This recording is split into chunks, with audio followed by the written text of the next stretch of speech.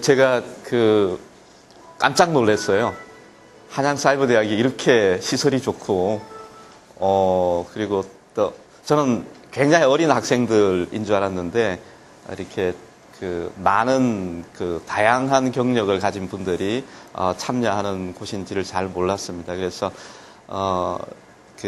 사실은 저는 좀 학생들보다는 약간 나이가 있는 분들한테 주로 강의를 하는 사람이라서 마음이 굉장히 편안합니다.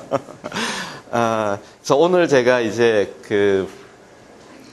강의를 할 것은 모금과 관련된 또 비영리 단체와 관련된 어떤 변화나 발전이 있었느냐, 또 그리고 그런 발전 속에 뒤에 어떤 이론적인 배경이 있느냐라고 하는 부분을 좀 말씀을 드릴 겁니다. 그래서 조금 이제 이론적이고, 저는 실무는 너무나 많이 하고 있어요. 사실 이제 저희가 지금 저희 회사에서 지금 하고 있는 단체, 컨설팅 하고 있는 단체들은 예를 들면 이제 서울대학교에 한 3천억 정도의 모금을 디자인하고 이렇게 끌고 나가는 부분에 대해서 컨설팅을 저희가 했었고요. 지금 현재는 고려대학교하고 그다음에 세브란스 병원의 전체적인 모금 전략을 디자인하고 또 집행하는 일에 저희가 관여하고 있고, 많은 국제구호단체나 시민사회단체나 이런 것들하고 같이 일을 하고 있습니다. 그래서 매일 일상적으로 비영리 단체의 모금에 대한 이야기들을 같이 논의하고 또 고민하고 그렇게 하고 있습니다. 그런데 오늘은 아주 실무적인 이야기들보다는 조금 배경적인 이야기들을 중심으로 제가 하려고 생각합니다. 비영리 단체라고 하면 이제 보통 통상 이제 NPO라고 이야기하잖아요, 그죠? NPO, Non-Profit Organization이라고 이야기하는데, Non-Profit NPO라고 이야기하는데, 그걸 그냥 우리말로 그냥 직역을 하면 비영리 단체가 되는데, 만약 그것을 굉장히 엄밀하게 우리말로 번역하면 적자 조직이라는 뜻이에요. Non-Profit Organization, 그러니까 이윤을 남기지 못하는 조직이죠. 그러니까 적자 조직이죠. 근데 어떻습니까, 여러분? 비영리 단체는 적자 조직입니까? 흑자 조직이 돼야 됩니까? 연말에 비영리 단체가 나중에 통장에 돈이 남아야 돼요? 모자라야 돼요? 모자라야 됩니까? 제로여야 됩니까? 예, 굉장히 큰 오해입니다. 비영리 단체는 지속적인 사업을 추진하기 위해서 연말에 통장에 잔고가 남아 있어야죠. 건강한 단체는 몇 개월치가 남아 있어야 될까요? 새로운 기부가 이루어지지 않더라도 적어도 6개월 정도는 견딜 수 있는 정도의 자금력을 갖고 있어야지 건강한 비영리 단체라고 이야기할 수 있어요. 동의하십니까? 네. 그러면 이제 비영리 단체는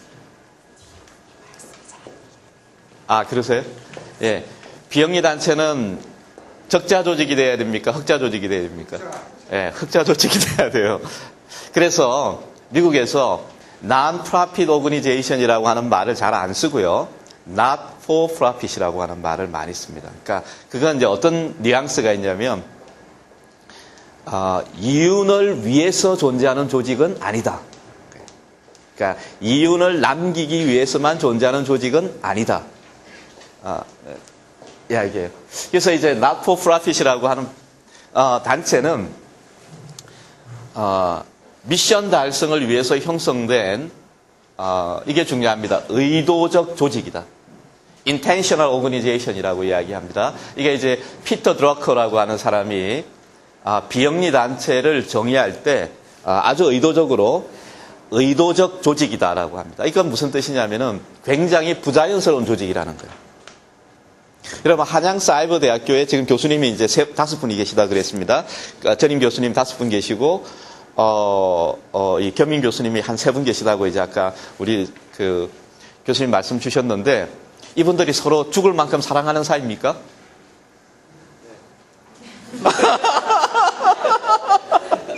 네? 어떻습니까, 여러분? 태어날 때부터 너무 사랑했기 때문에 같이 이렇게 어떤 일을 같이 하고 계십니까? 아니면 해야 될 일이 있기 때문에 의미 있는 같은 일이 있기 때문에 같이 모인 겁니까? 예, 어떤 의미 있는 일을 위해서 의도적으로 모이신 거예요. 그죠? 박경수 교수님은 뭐 취미가 뭔지 전 잘 모르겠습니다. 그리고 또 우리 교수님은 취미가 뭔지, 저는 개인적으로 취미는 꽃 기르는 거 하고 가구 만드는 게 취미예요. 스트레스가 많이 쌓이면 저는 이제 분갈이를 하면 스트레스가 다 날아갑니다. 이렇게 막 화분을 이렇게 막 뒤집어 엎고 막 이렇게, 그러면 식물이 저한테 이야기를 합니다. 목이 말라요. 땅이 좁아요. 막 그러면은 제가 이제 갈아주고 이렇게 하면은, 우리 집 사람은 질색을 하죠. 이렇게 집에 흙 떨어지고 낙엽 떨어지고, 제 베란다에 대나무를 키우거든요. 대나무가 낙엽이 무지하게 많이 떨어집니다. 그리고 더 스트레스가 쌓이면은, 공방에 가요. 제가. 가구를 만들려고 이렇게 갑니다. 그래서 제일 좋아하는 순간은 이렇게 나무에다가 이렇게 샌딩기라고 이렇게 가는 게 있어요. 그걸 막 갈면 이제 막 너무 행복해요, 저는. 그 소리. 그리고 막 톱밥 날아가는 이 먼지, 이게 너무 행복해요.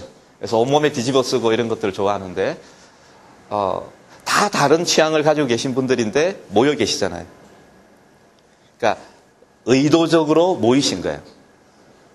공동체라고 이야기하기는 어려워요. 이제 비영리단체 이제 지도자들을 만났을 때 제가 이제 굉장히, 이분들을 꿈을 깨는 게 뭐냐면, 사회복지관이나 또는, 이 복지시설이나 이런 걸 하시는 분들이 서로 죽을 만큼 사랑하기 때문에 당신들이 모여 있는 게 아니다. 네?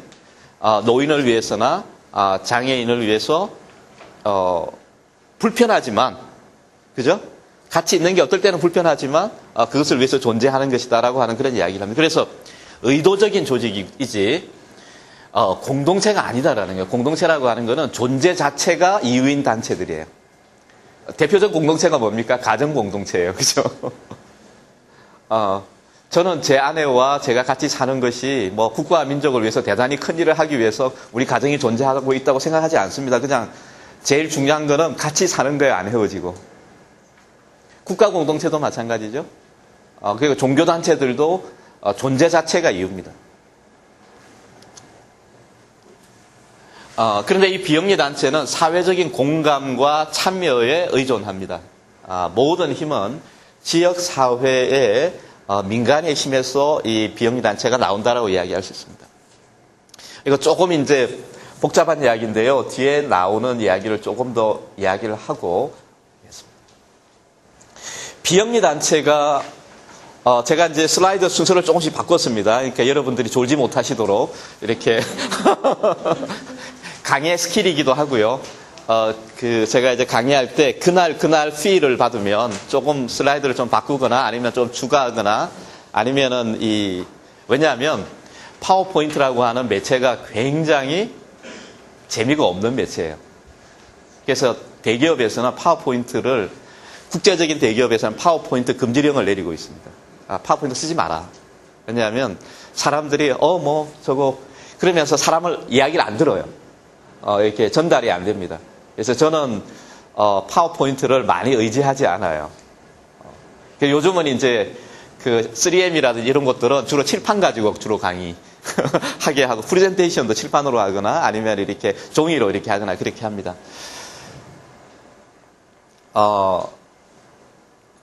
저는 이제 경영학을 전공을 했고, 지금 이제 비영리 단체를 많이 컨설팅을 하고 있는데, 제 속에 들은 의문이 하나 있었습니다. 비영리 단체라고 하는 이 조직의 본질이 뭐냐? 속살을 파고 들어가면 나중에 결국 뭐가 남느냐? 그거를 이해해야 됐었어요. 그래서 저희 회사에 이제 경영학 박사가 한 명 있습니다. 고대에서 아주 좋은 교수님 밑에서 이제 박사학위를 어렵게 받았던. 그래가지고 빚더미에 올랐던 아주 유능한 박사가 한 명 있는데 조직과 전략을 전공했어요. 그래서 이 친구한테 물었습니다. 이용규 박사. 경영학이나 사회학에서는 조직의 본질을 뭐라 그래? 이론적으로 뭐라 그래? 이렇게 물어봤어요. 답이 없대요. 예. 그 이론적으로 밝히지를 못했대요. 근데 조직 속에 파고들고 파고들어갔을 때 결국 뭐가 남느냐? 이것에 대한 이해가 없으면 조직을 컨설팅을 할 수가 없어요. 그죠? 그래서 무지하게 몇 년 동안 고민을 많이 했는데 제 나름대로 결론을 내렸습니다. 그게 이제 이 그림이에요. 비영리 단체는 말의 현상이에요. 이제 여러분 처음 잘 이렇게 익숙하게 지금 이해가 잘 안 되시죠? 한번 같이 따라해 보시죠. 비영리 단체는 언어의 현상이다. 네, 언어의 현상이에요. 이것을 우리가 이해하면 오늘 여러분들이 이 특강에 가장 많은 것을 얻어가시는 거고 앞으로 여러분들이 현장에서 일을 하시거나 그 다음에 어떤 이론을 만들어 가시거나 또 체계를 쌓아 가신 데서 굉장히 중요한 어떤 기초를 가지시게 됩니다. 제가 칠판을 잠깐 좀 쓸게요. 우리 조교님 칠판을 이쪽으로 조금 당겨 주시겠어요? 제가 이제 취미가 아까 그 뭐라 그랬죠? 꽃 기르는 거 하고 그 다음에 가구 만드는 거라 그랬죠? 조금 덜 스트레스 쌓일 때 제가 하는 취미는 고전 그리스어를 공부하는 겁니다.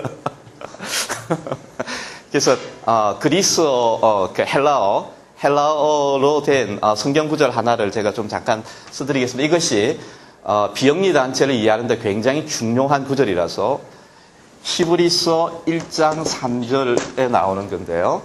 그냥 제가 쓰겠습니다.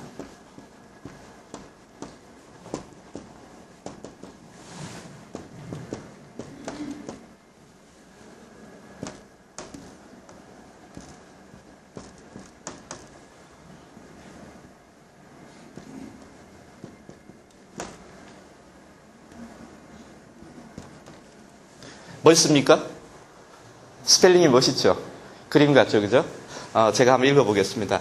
페론, 테타, 판타, 토, 레마티, 두나메우스, 아우투. 이게 이제 우리말로 번역하면 이렇게 됩니다. 예수님에 대한 표현인데요. 예수님이 어떤 사람이냐라고 하는 것의 표현인데, 그의 능력 있는 언어로, 말로 만물, 모든 것을 붙들고 있는 분이다라고 이렇게 표현합니다. 자, 여기 보면은 페론이라고 하는 이 헬라어 동사가 있는데 이 페론이라고 하는 말은 붙든다, 생명을 준다, 또는 견딘다, 그리고 짐을 지고 간다, 십자가를 진다 이런 걸 썼을 때 다 쓰는 굉장히 포괄적인 언어예요. 굉장히 많은 뜻을 가지고 있습니다. 전라도 말로 하면 거시기 같은 거예요. 상당히 많은 뜻을 갖고 있는 굉장히 쓰임새가 많은 단어입니다. 그래서 예수님이 십자가를 지고 간다 했을 때도 페론이라고 하는 표현을 썼고요. 그래서 이 말을 했을 때는 그 유대인들이나 이 당시에 헬라의 그 이 문화에 있는 사람들에게 느낌이 팍 왔어요. 굉장히 많은, 우리로 보면 뭐라고 이야기할까요? 근데 이것을 이제 NIV라고 하는 성경에는 어떻게 번역했냐면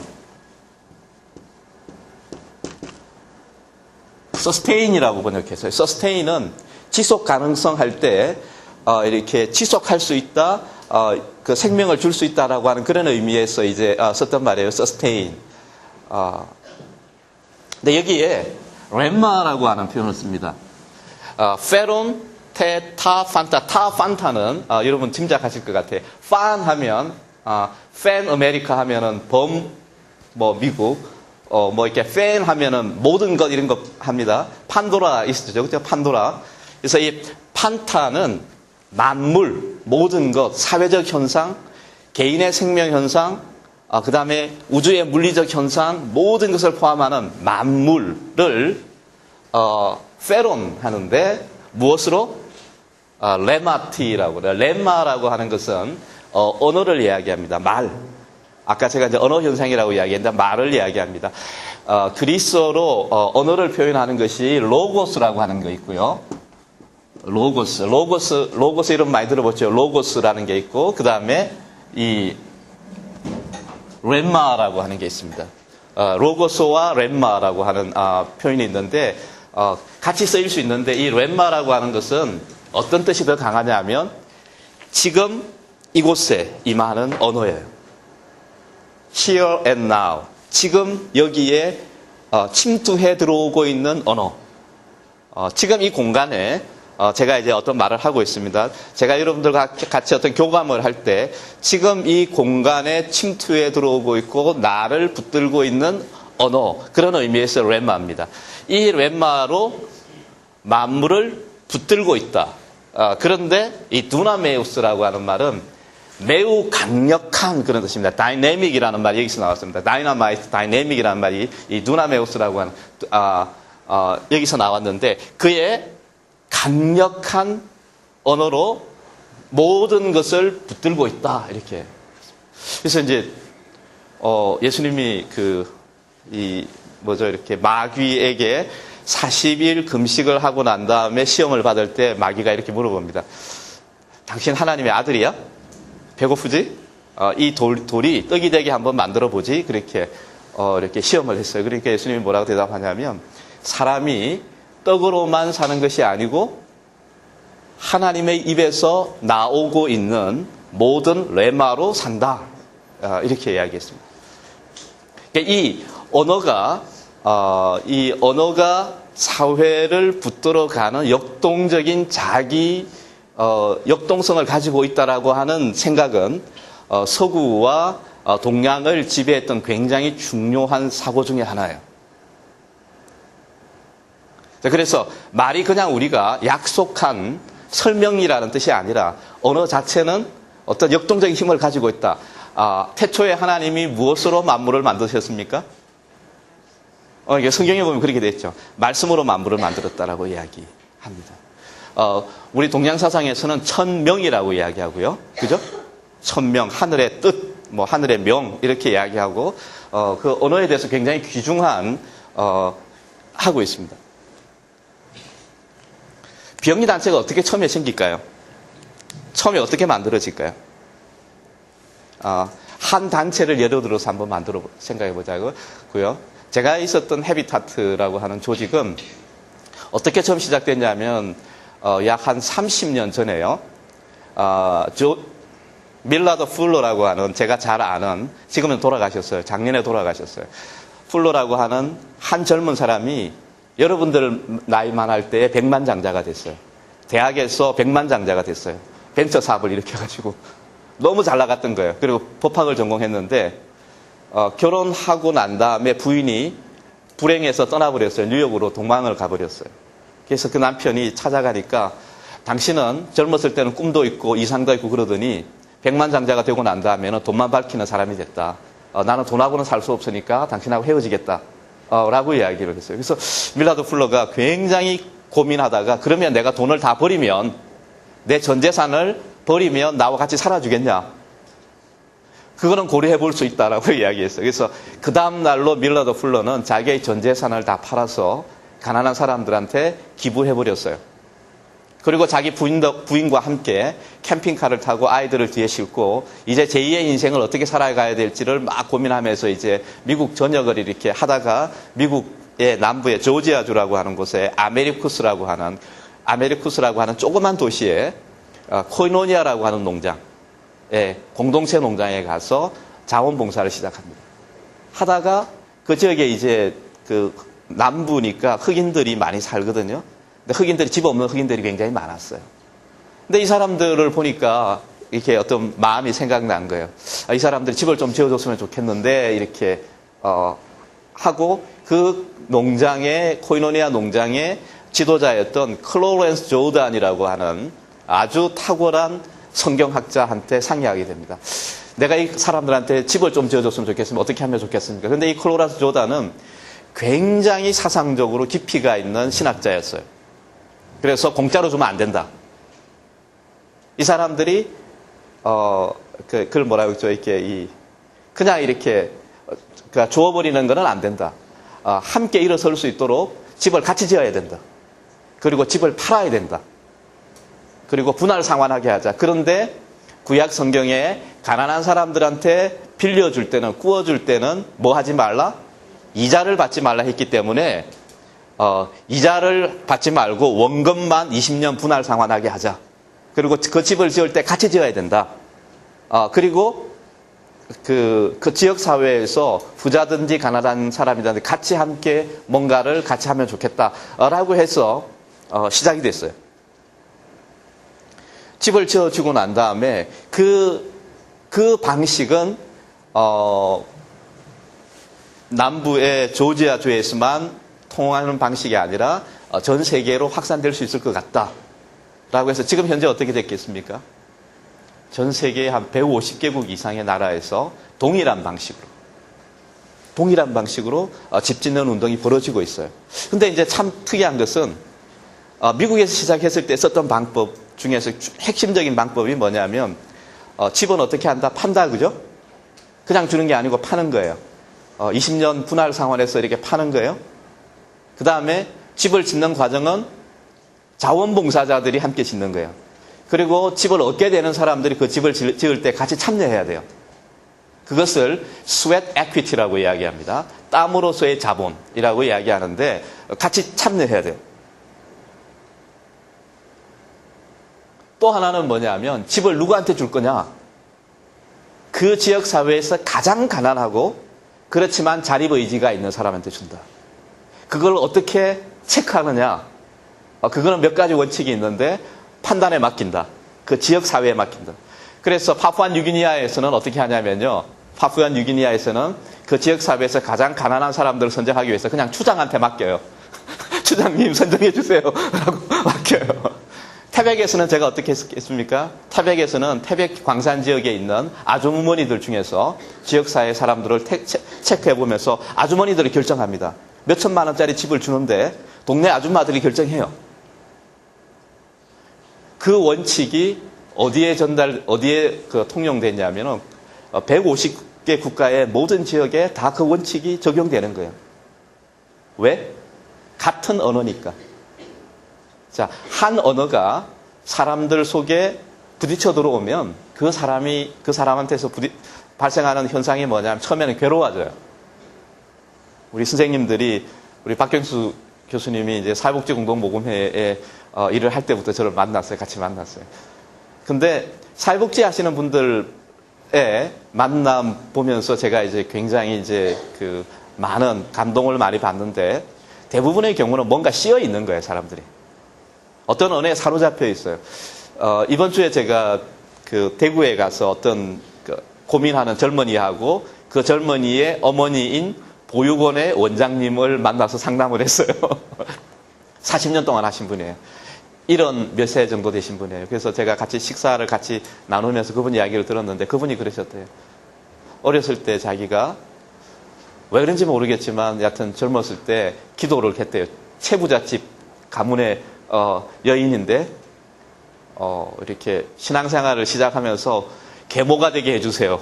기도하고 순교자가 되게 해주세요라고 기도하고 또 뭐 이렇게 몇 가지를 기도했대요. 그런데 자기가 원치도 않았던 보육원 일을 하게 됐는데 보육원을 운영하는 일을 하게 됐는데 알고 보니 그게 순교의 일이었대요. 그리고 150명의 계모가 된 거래요.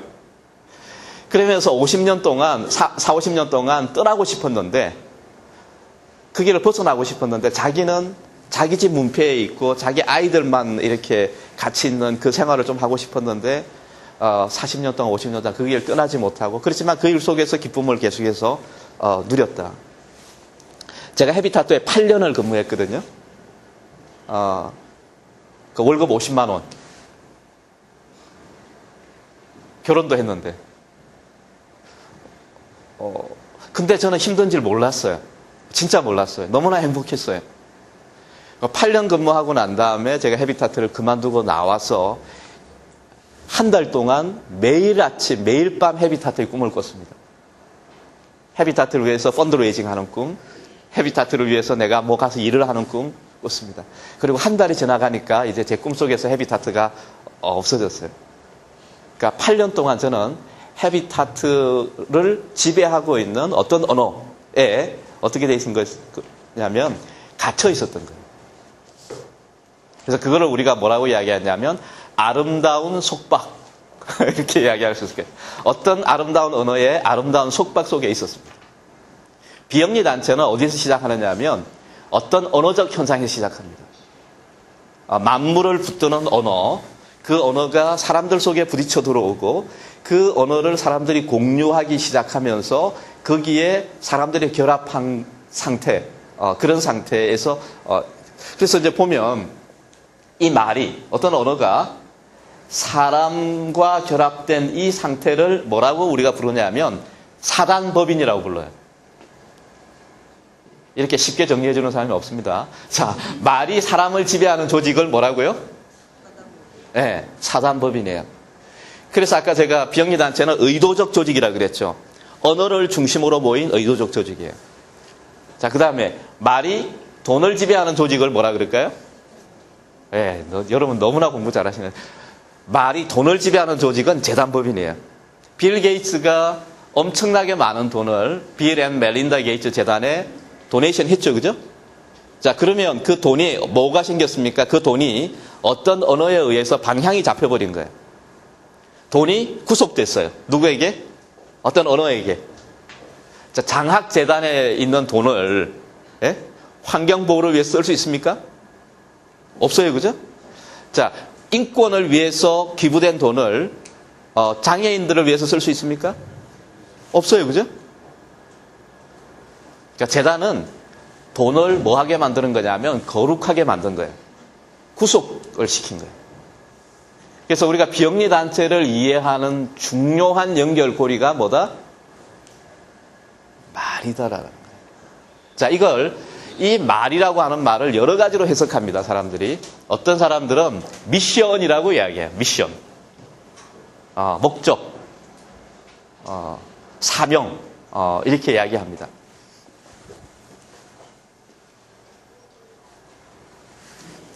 비영리 단체가 언제부터 생겼냐? 언제부터 비영리 단체가 이렇게 많이 나왔냐? 보면 저는 비슷한 모습의 맹아적인 어떤 그냥 이렇게 씨눈 같은 그런 모습으로는 몇천 년 전부터 있었다고 생각합니다. 여러분, 플라톤이 운영하던 교육기관의 이름이 뭡니까? 플라톤의 교육기관. 한양사이버대학 같이 이렇게 하던 교육기관, 이런 곳. 같이 강의하고 교육하던 곳을 아카데미라고 그러죠, 그죠? 플라톤의 아카데미가 있었고, 아리스토텔레스는 라이시움이라고 하는 교육기관이었습니다. 플라톤의 아카데미는 비영리 단체입니까? 아닙니까? 국가기관이었습니까? 민간이 만든 거였어요, 그죠? 플라톤이 만든 거고, 누가 돈을 댔겠습니까? 뭐 지역의 귀족들이나 또는 학생들이 이렇게 했을 거예요. 그래서 뭐 전형적인 형태의 비영리 단체예요. 언제적입니까? 2500년 전에 생겼던 것들이죠. 인도에는 대학이 약 2000년 전부터 대학 시스템이 있었어요. 근데 근대 볼로냐 대학, 12, 13세기에 이태리의 볼로냐 대학이라는 대학이 이렇게 대학의 어떤 뭐 원조 이렇게 이야기하는데 잘 모르겠어요. 인도는 벌써 2000년부터 있었고요. 우리나라는 성균관은 언제부터 있었습니까? 관에서 한 거지만 뭐 서당, 여러분 서당은 어떻습니까? 서당은 누가 만든 겁니까?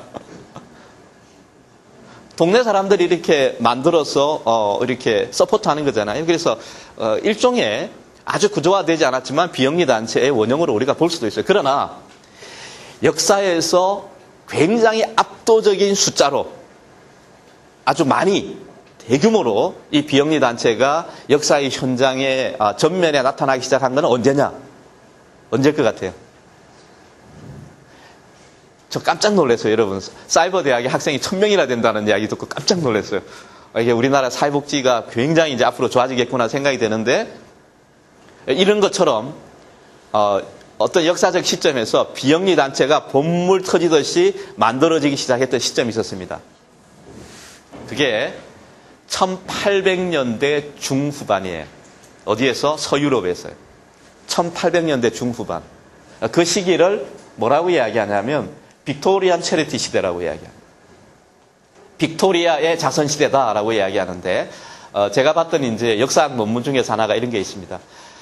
1820년부터 1870년 사이에 50년 동안 영국의 에섹스라고 하는 조그만 지역, 인구 한 5만 정도 되는 지역에서 생겼던 모든 비영리 단체에 대해서 50년 동안의 모든 역사와 회의 자료와 신문 자료와 이런 모든 것을 연구해서 실적 연구를 한 게 있어요. 그러니까 5개 종류의 교육기관이라든지 의료기관이라든지 이런 비영리 단체들이 어떻게 생겨났고 어떻게 의사결정했고 어떻게 펀드레이징했고 이 사람들은 왜 만들어졌고 이런 것들을 연구했던 곳이 있는 자료가 있는데 그게 한국 어떤 선생님이 영국 가서 이제 그 역사학 논문을 쓰셔서 굉장히 잘 쓴 논문입니다. 여러분 그 책이 너무 대중적인 게 아니라서 번역은 안 됐어요. 그러나 여러분들이 원하시면 제가 원저를 알려드릴게요. 우리 선생님들은 아마 그 책을 좀 이렇게 그 참고하시면 굉장히 많은 방대한 자료들을 얻으실 수 있고요. 중앙대학에 강사를 하고 계시다 그래서 한번 초청해서 제가 강의 한번 하시면 좋을 것 같아요. 여자 선생님인데 거기서 이제 밝히는 것들 이렇게 보니까 뭐냐면 1800년 20년에서부터 70년 사이에 많은 비영리 단체들이 생겼고요. 그게 보니까 이제 사회적 패턴이었어요. 왜 1800년대 중반에서 후반 사이에 그렇게 많이 생겼냐면 그 시대는 신학적인 이 사조로 뭐가 있었냐면 후천연설이라고 하는 굉장히 중요한 신학적 사조가 있어요. 후천연설이라고 하면 뭐냐면 예수께서 재림하시는데 예수가 재림하기 전에 천년왕국이라고 하는 유토피아가 이 땅에 건설된다라고 하는 사상적인 이해였어요. 자, 어떻게 됩니까? 예수가 이제 1800년이 지나가기 전에 재림하시는데 그럼 그때부터 1000년 동안 유토피아가 건설되는데 그 유토피아는 누구의 힘으로 건설해야 됩니까? 사람들의 힘으로 건설해야 되잖아요. 그러면 이 시대가 가기 전에 이 세상에 빈곤이 있으면 돼요, 안 돼요? 빈곤이 있으면 안 돼요. 무지가 있으면 돼요, 안 돼요? 안 돼요. 질병이 있으면 안 돼요. 그래서 엄청나게 많은 수의 대학과 자선단체와 이 학술단체들이 많이 만들어졌습니다. 그래서 1800년대는 학술의 진흥기였어요. 예를 들면 초파리의 날개 무늬에 대한 연구하면 저녁에 300명씩 모였어요. 여러분, 제가 오늘 저녁에 초파리의 날개 무늬에 대한 연구에 대해서 발표할 텐데 한번 모여주시겠습니까? 그리고 그 당시에 예를 들면은 산스크리트어와 그리스어의 어원 동질성에 대한 연구 이렇게 이야기하면 또 한 300명에서 한 500명 정도 모였어요. 그러니까 안다, 알아야 된다, 연구한다, 사람을 섬긴다, 사람을 도운다라고 하는 것에 대해서 굉장한 관심이 있었습니다. 그때 이제 웨일즈의 부흥이 영국을 지나갔었고요. 대각성이 지나갔었고 그러면서 그런 일들이 벌어졌습니다. 사회적 에너지가 있었어. 자, 그런데 그 당시에 많은 대학이 생겼고 많은 단체들이 생겼습니다. 그 에너지로. 그 뒤에 이제 한 번 더 에너지가 확 폭발했던 거는 뭐냐면 1차 세계대전, 2차 세계대전의 전후에 많은 사건들이고요. 그 다음에 또 하나는 한국전쟁이에요. 1950년대 한국전쟁이 있고 난 다음에 그 비영리 단체의 폭발이 또 한 번 일어납니다. 월드비전은 한국 때문에 만들어진 단체인 거 여러분 아십니까? 한국의 전쟁 고아들에 대한 서포트, 도움을 주기 위해서 만들어진 것이 월드비전이에요. 그래서 한국 전쟁이 이 비영리 역사에서 굉장히 중요한 어떤 역할들을 하게 됩니다. 자, 그런데 자, 사회적 에너지가 막 모여졌어요. 이제 단체를 만들어야 되겠다라고 모여졌는데 이 사람들이 고민한 것이 그러면 단체를 운영하는 운영 원리를 어떻게 가져갈 거냐에 대한 모델을 찾아야 되셨어요. 누가 주인이냐 이 단체, 누가 의사결정하냐, 의견이 갈릴 때는 누가 최종적으로 선택하느냐, 그 다음에 돈은 어떻게 조달할 것이냐 이런 것에 대해서 원칙을 결정해야 되는데 그 원칙을 그러니까 조직적 원칙을 결정할 때 채택할 수 있는 뭐랄까 대안은 세 가지가 있었어요. 그 세 가지는 이런 이야기는 여러분 그러니까 일반적인 곳에서 잘 못 듣는 이야기입니다. 왜냐하면 다 제가 이야기하는 것들이기 때문에 제가 주장하는 것들이기 때문에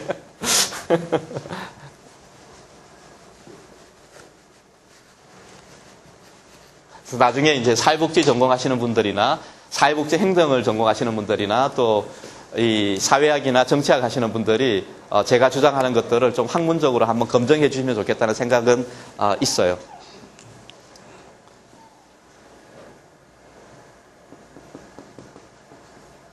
조직 원리로는 교회의 조직 원리가 교회의 정치 구조가 비영리 단체의 지배 구조의 원형이 됐다고 저는 주장합니다. 그리고 비영리 단체의 지배 구조가 주식회사의 지배 구조가 됐다라고 이야기합니다. 그러니까 비영리 단체의 지배 구조가 주식회사의 지배 구조가 됐다라고 이야기하는 분은 누구냐면 피터 드러커예요. 피터 드러커가 비영리 단체의 이 조직 구조가 누구한테 영향을 미쳤다? 주식회사의 이사회 구조라든지 이런 것들에 영향을 미쳤다라고 이야기합니다. 그러나 저는 그 이전에 비영리 단체의 이사회 구조는 어디서 왔냐면 교회의 정치 구조에서 왔습니다. 교회의 정치 구조는 크게 세 가지가 있는데요.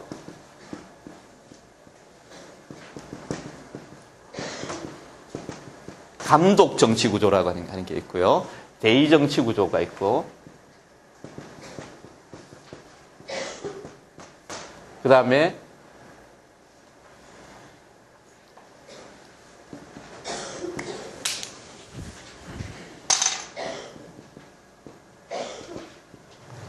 대중 정치 구조라고 하는 게 있습니다. 그러니까 이 감독 정치 구조는 어떤 교단에서 채택하고 있는 거냐면 가톨릭과 감리교에서 채택하고 있는 겁니다. 그러니까 그 교황이 있고 그 다음에 주교가 있고 그 다음에 이렇게 쭉쭉 내려가는 지시 체계예요.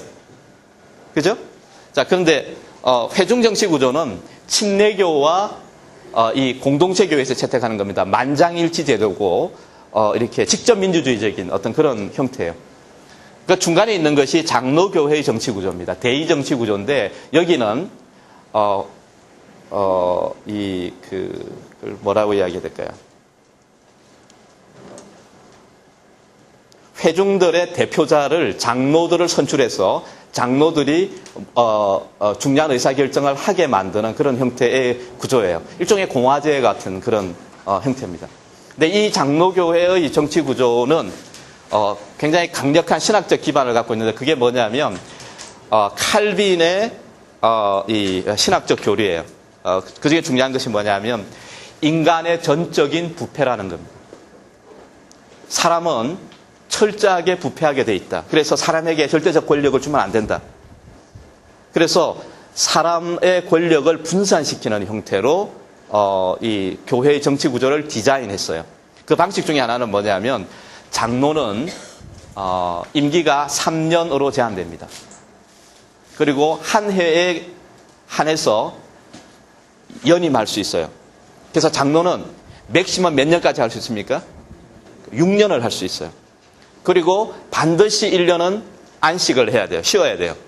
다시 선출될 수 있습니다. 그리고 목사도 장로의 한 명이에요.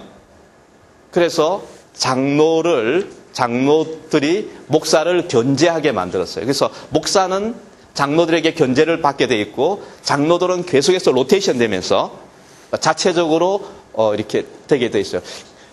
그래서 비영리 단체들이 많이 생겼을 때 이 세 가지 정치 구조 중에서 어떤 것을 채택했겠습니까? 어떤 것이 비영리 단체의 이 지배 구조의 원형이 됐겠습니까? 한번 손을 들어볼까요? 감독 정치 구조라고 생각하시는 분 한번 손 들어보세요. 감독 정치 구조가 비영리 단체 정치 구조의 원형이 된 것 같다. 회중 정치 구조라고 생각하시는 분 있습니까? 대의 정치 구조라고 생각하시는 분. 예, 굉장히 현명하신 분들이에요. 실제로 대의 정치 구조가 글로벌 가버넌스가 됐습니다. 그게 1800년대 중후반에 치열한 정치적 다툼을 통해서 했는데 영국과 스코틀랜드에 이 장로교회의 영향이 많은 곳에서 비영리 단체들이 다수 만들어지면서 그런 구조가 만들어졌고, 그것이 미국과 이런 곳으로 전파되면서 비영리 단체 이사회는 지금도 임기는 보통 3년 하고 2텀으로 거의 제한되고 로테이션 되게 만들어져 있어요. 제가 재밌는 컨설팅을 한 적이 있습니다. 한 4, 5년 전에 Save the Children이라고 하는 단체 여러분 아시죠, 그죠? Save the Children이 한국에서 굉장히 작았어요. 작았는데 어린이 보호 재단이라는 조직하고 합병을 했어요. 그래서 그 과정에 이제 제가 좀 컨설팅으로 관여했었는데 국제 Save the Children에서 저한테 컨설팅 의뢰를 했습니다. 그게 뭐냐면 돈은 얼마든지 줄 테니까 시간은 마음껏 쓰라. 그런데 2년 내에 Save the Children의 이사회에 이사들의 임기를 제한하는 규정만 넣어주세요. 컨설팅 굉장히 쉽죠, 그죠? 2년 내에 Save the Children 이사회에 이사들의 임기를 제한하는 규정을 정관에 넣어줄 수 있도록만 해주면 좋겠다. 그래서 2년 동안 제가 예를 들면 이런 것도 돈을 받았습니다. 이사장님 시간 있습니까? 점심시간에 밥 좀 사주세요. 하면 저는 이제 밥 먹고 난 다음에 영국에 청구합니다. 뭐 몇십만 원, 몇백만 원. 이랬습니다. 그 다음 달에도 가가지고 이사회에 가서 이사회에 제가 참관을 합니다. 그리고 난 다음에 또 청구합니다. 뭐 했냐면 그분들한테 우리나라의 비영리 단체들이 왜 이사들의 임기가 제한이 없죠, 그죠? 연임할 수 있다 이렇게 돼 있잖아요. 그죠? 근데 그걸 이제 외국에서 보면은 굉장히 이거 이상하다 라고 생각해요. 글로벌 가버넌스는 이 대의정치 구도에서 나왔기 때문에 이사들의 임기를 제한합니다. 그것이 비영리 단체의 건강성을 유지시키는 굉장히 중요한 기준 중에 하나예요. 그걸 뭐라 그러냐면 로테이션 규정이라고 합니다. 보드 로테이션이라고 이야기해요. 이사회의 순환라고 이야기합니다. 지금도 네덜란드 개혁교회, 장로교회 개혁교회를 가보면 장로들이 임기가 제한돼 있어요. 그리고 장로들이 목사님을 강력하게 견제합니다. 예를 들면 목사가 설교를 하고 내려오면 장로들이 악수를 해줘야 돼요. 근데 악수를 안 하잖아요. 제가 이제 강의를 했는데 이제 교수님한테 악수를 청합니다. 근데 교수님이 악수를 안 받아줘요. 이분한테 악수를 청했는데 이분도 악수를 안 받아줘요. 교수님도 악수를 청했는데 악수를 안 받아줘요. 무슨 뜻입니까? 강사 잘못 모셨다. 그런 거잖아요. 그죠? 목사님이 설교를 하고 내려왔는데 장로들한테 악수를 청하는데 악수를 안 받아줘요. 그럼 어떤 일입니까? 목사님이 성경을 이야기한 것이 아니라 자기 마음대로 이야기했다. 그러니까 청중들이요, 저분의 메시지는 오늘 약간 필이 약간 정신이 나가서 엉뚱한 소리를 했으니까 참고만 하고 하나님의 말씀으로는 받지 말라라고 장로들이 분별해 주는 거예요. 그 구조가 있습니다. 이해하시겠죠? 그리고 이 당시에 펀드레이징에 관련된 대부분의 기술들이 다 나왔어요. 제가 이제 펀드레이징 컨설팅의 기술로 이렇게 밥 벌어먹고 사는 사람이에요. 제 회사의 직원이 몇 명일까요? 우리 회사의 직원이 50명이에요. 네. 그럼 50명을 먹여 살리면 얼마나 많은 비영리 단체들이 저희들한테 컨설팅을 받고 있겠어요, 그죠? 굉장히 큰 비즈니스가 돌아가고 있는 그예요. 근데 하나도 새로운 기술이 없어요. 전부 다 언제 만들어진 기술? 1800년대 중반에 만들어진 기술들이에요. 해 아래 새 것이 없습니다. 그때 만들어진 기술이 아직까지 쓰이고 있고, 왜냐하면 본질이 동일하기 때문에. 근데 유럽에서는 1800년대 이렇게 활발했던 것이 1900년대에 들어오면서 1차 세계대전, 2차 세계대전이 지나가면서 유럽은 이 기부문화나 모금이 확 줄어들어 버렸어요. 왜 그러냐면 사회민주주의적인 체계가 등장하면서 사회복지라든지 문화예술이나 교육을 누구의 몫이 됐습니까? 정부의 몫이 됐어요. 반면에 미국은 아주 활발하게 이렇게 꼽혔어요. 근데 1980년대를 전후로 해서 여러분들이 이제 다 공부하시는 분들이니까 이걸 이해를 하셔야 돼요.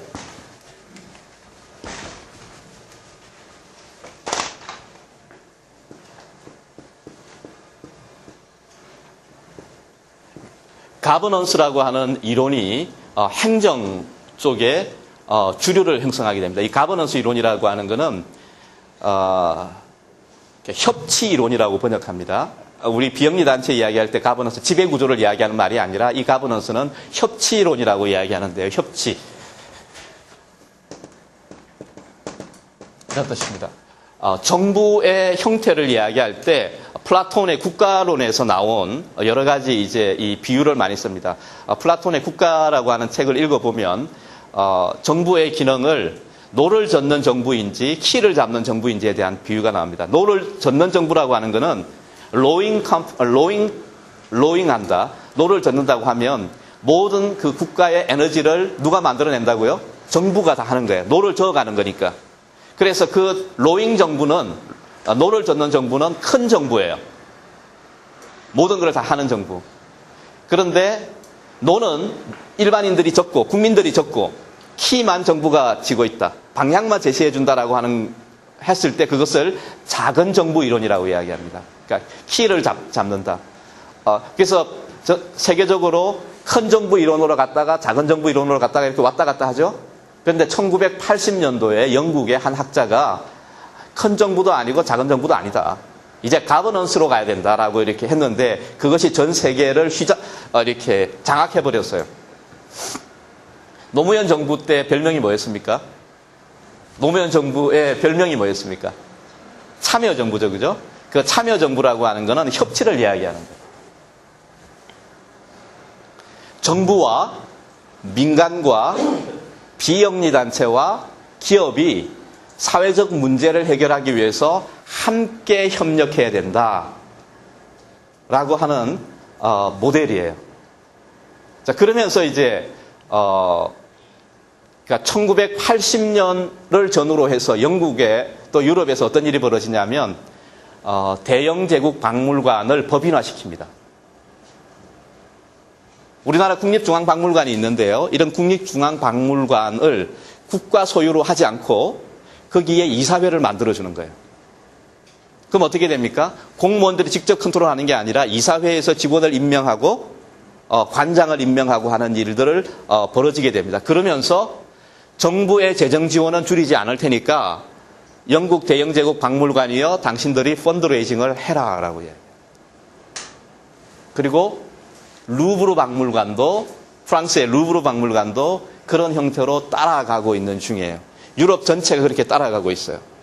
자, 이 기부 문화가 미국에서는 그냥 그대로 쭉 순탄하게 발전했고요. 유럽에서는 1차 세계대전, 2차 세계대전이 지나가면서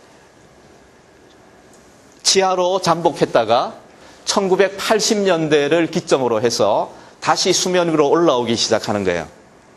어떤 행정 이론을 영향을 받아서 가버넌스 이론이라고 하는 이 협치 이론이라고 하는 것에 영향을 받아서 민간 섹터가 더 강해져야지만 유럽이 더 강해질 수 있다라고 유럽 정부가 판단한 거예요. 그래서 이때 나왔던 이론은 뭐냐면